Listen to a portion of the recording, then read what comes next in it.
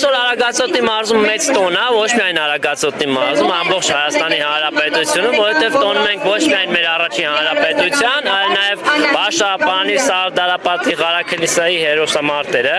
եւ մեր համար մեծ ողջավորություն է, որ մեր պապերը 107 տարի առաջ իրենց ուժը ցուցադրելով այսօր պարգևել մեզ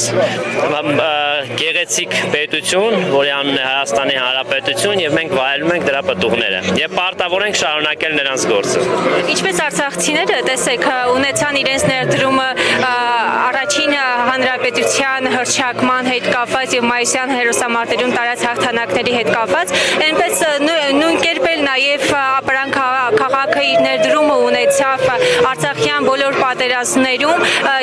եւ այսօր այստեղ Արցախի բարի պետական համույթն է ելույթով հանդես գալիս, մեծաթիվ արցախցիներ կան, բայց Արցախն ենք կորցրել ու նաեւ Հայաստանի սուվերեն տարածքներից են կորցնում։ Դուք ինչ կասեք, ինչ հրամայական ունի այս առումով, ինչ անելիք ունեք մենք։ Դե սովորենք տոները տոնել,